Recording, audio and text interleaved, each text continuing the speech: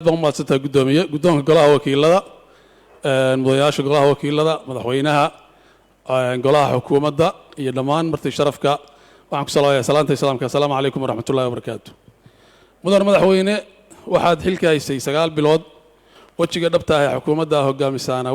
وحال مودا إنه كتيره معلمه يقدم بمدحلات كاجا وحاسقال كاس بلود بربري كالسوني دي بالشدة دقنا هان سياسة هان يا أخلاق هان waxaa bilowday kacdoonno bulsho oo dawladda laga soo horjeedo waxa dadku walwal ka qabaan badqabka jiritaankooda waxa ugu dambeeyay masaajidadii oo bilaabay inay qunuudaan cabsi darteed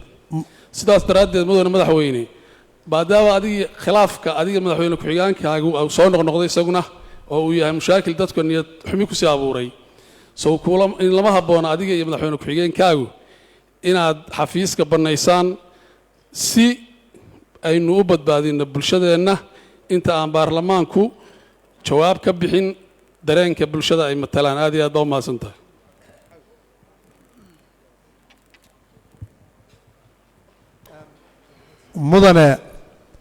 mudanayaal waxa weeye idinkoo sharfan madaxweynuhu waa madaxweynihiinii su-aalaha aad weydiinaysaana ha ahaadeen su-aalo hufan oo sharfan oo aan personal attackna lahayn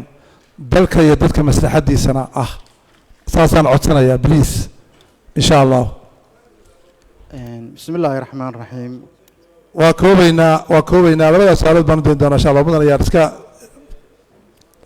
bismillaahi raxmaani raxiim bismillaahi raxmaani raxiim waan u mahad celinayaa xildhibaanka hadlay waana qadarinayaa habka maamulku u socdo in ajandaha baarlamaan baan ahaan jiro baarlamaanku ajandaha inuu ku socdo weeye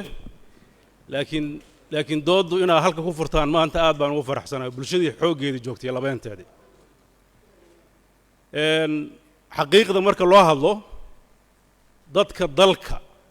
xogtiisa ka haya ma aha baarlamaanka oo keliya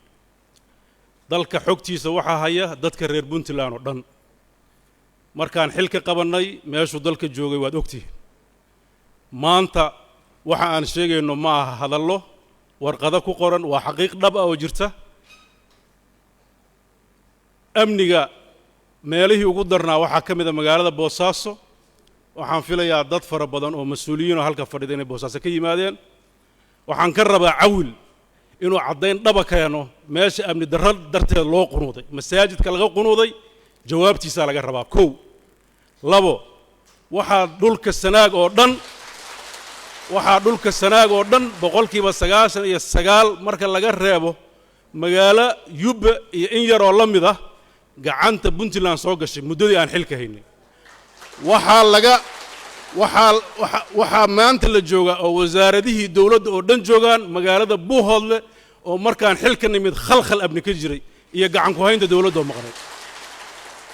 waxaa la sameeyay 4 xarumood oo ciidanka lagu tababaro iyagoo aan lahayn hal xero oo xataa aanan dayr lahayn waxaa maanta ku jira xerooyinka tababar ku socdo 520 xerada xorgoble oo maalinta talaadada aan furayno waxaa lagu guulaystay degaankooda in si daahfuran loo furo oo dadka oo dhan ay si midaysan uga shaqeeyaan waxaa isbeddel ku dhacay sumcaddii iyo horumarkii puntland dhinaca dhaqaalaha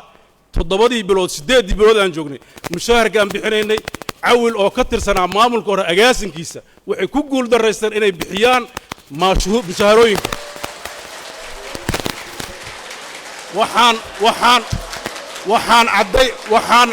waxaan caddaynayaa inaan isu taagnay waxaan ka codsanaynaa inoo ilaaliyo xasiloonida waxaan caddaynayaa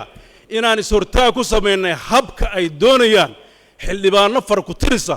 inay dawladda maamulkeeda ula wareegaan oo iyagu ay rabaan inay determayn ku sameeyaan waxaan runta u sheegayaa hadalka uu ka hadlay gudoomiye su'aashayda ha ka jawaab madaxweynuhu meel kalu marayaa hadal marayid mudane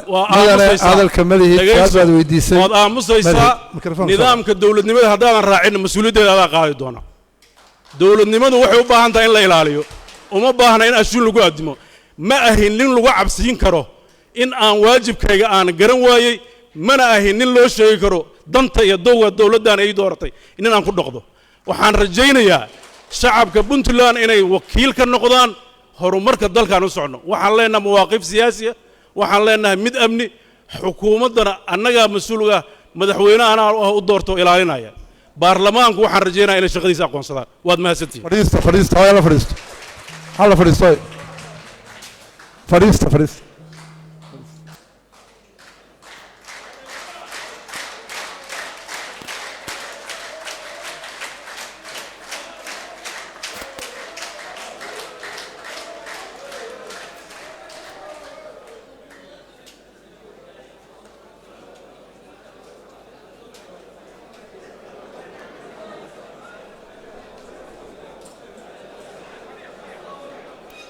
هلا فريسة مرتين فريسة أنا